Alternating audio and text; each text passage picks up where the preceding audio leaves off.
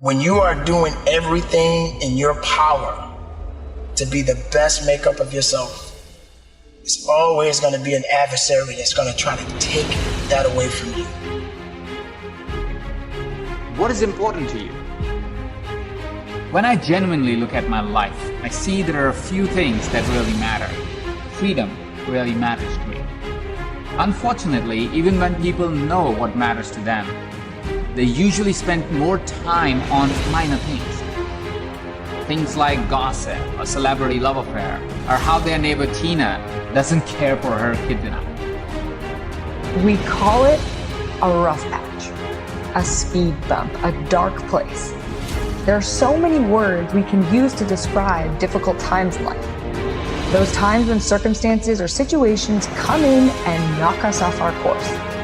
Most people imagine things they want, they dream about it, but they never really do anything about it. It's not because they don't want their dreams to come true. Of course they want the house, of course they want the car, of course they want the loving partner. Here's what happens. When they start to work towards their dreams, they are constantly challenged by invisible walls. These invisible walls are limiting them every day. To understand this better and break those walls, I started to distinguish freedom into levels. When you are doing everything in your power to be the best makeup of yourself, it's always going to be an adversary that's going to try to take that away from you. The first level of freedom is freedom from the past, from the conditioning, the dogma, the beliefs that are subconsciously present because of past events in our lives. Sometimes, even when you want something intensely, you find yourself in a state of inaction. Now, the best way you can overcome this is having the faith. Now, it doesn't matter what you believe in as long as it's something that's positive that's going to get you through it. A lot of people don't have that ability to be strong. And I'm not talking about the physical aspect of strength. I'm literally talking about the mental and, of course, spiritual aspect of strength. It could be an injury, a passing of a loved one, a financial setback, or maybe a failed attempt at something new. Sometimes it feels like we'll be stuck in that rough patch forever. I've been there. Imagine you were trapped in a box, a prison. The walls around you are keeping you trapped.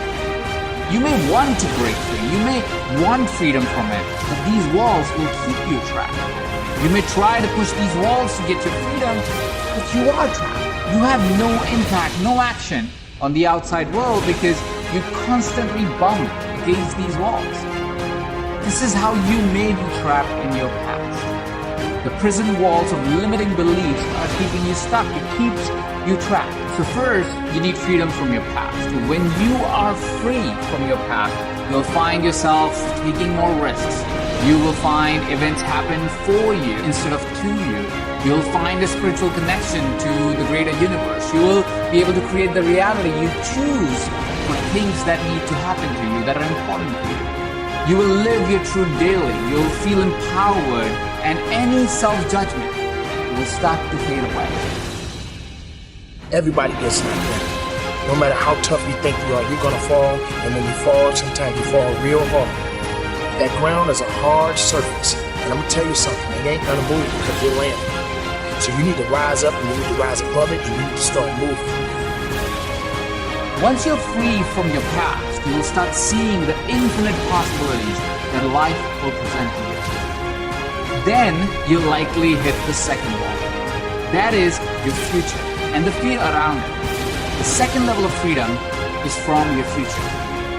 Imagine a life where you are free of worry, you are free of beliefs that haunt you, you are confident.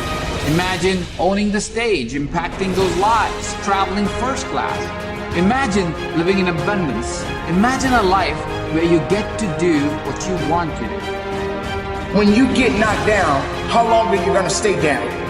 When you lose your job, when you lose that loved one, regardless if it's your husband, your wife, your child, whatever it is, do you have the ability to go through the hurt and the pain of that loss? Regardless of what you're going through, the best time you know that you are strong is when you're at the weakest point of your life. When you are so far down that hole, you looking up and you don't see no light, but yet you know there's an end to this darkness. That's when you'll find out just how strong you really are.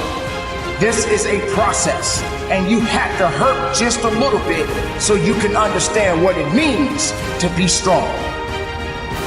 So don't give up on your hopes. Don't give up on your dreams. Don't give up on yourself.